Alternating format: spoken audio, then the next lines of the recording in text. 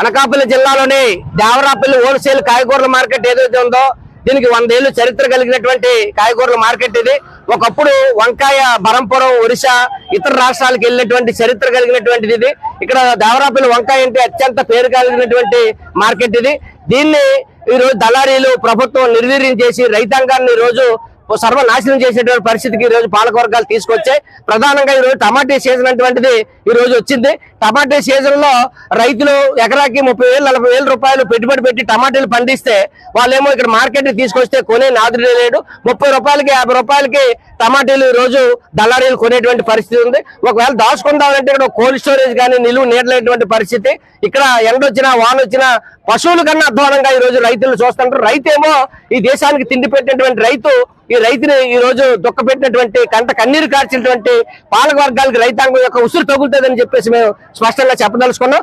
కాబట్టి ఇటువంటి ప్రభుత్వం పాలక వర్గాలు రైతాంగాన్ని నిబద్ధం సరైనది కాదు. మేము అనేక సంవత్సరాల నుంచి కోల్డ్ స్టోరేజ్ కట్టాలని చెప్పేసి ఇక్కడ డిమాండ్ ఉంది. కోల్డ్ స్టోరేజ్ లేదు, ఇక్కడ నిలువ నీడ లేదు, వర్షం వచ్చినా ఎండ వచ్చినా తీవ్రమైన ఇబ్బంది.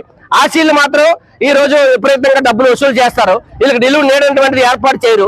కాబట్టి ఆశీల డబ్బులు కూడా రాక ఒక రైతు ఈ రోజు టమాటీలు రోడ్డు మీద పోసేసి మాకు ఇక్కడ టమాటీలు పండించడం పశువులకే వదిలేస్తాను, కాబట్టి ఇది అత్యంత దుర్మార్గం, రైతాంగాన్ని ప్రభుత్వం ఆదుకోవట్లేదని చెప్పేసి ఇక రెడ్డి దేవుడు అనేటువంటి వ్యక్తి వెళ్ళిపోయాడు. కాబట్టి ఈ రైతాంగాన్ని ఆదుకోవాల్సినటువంటి పూర్తి బాధ్యత ఈ ప్రభుత్వం మీద ఉంది. కాబట్టి ప్రభుత్వం గుర్తించాలి, ఈ మార్కెట్ ని గుర్తించి ఈ రోజు రాష్ట్రంలో అంతర్జాతీయ మార్కెట్ గా ఇది అవుతుంది. అటువంటి మార్కెట్ నాశనం చేయడం సరైనది కాదు.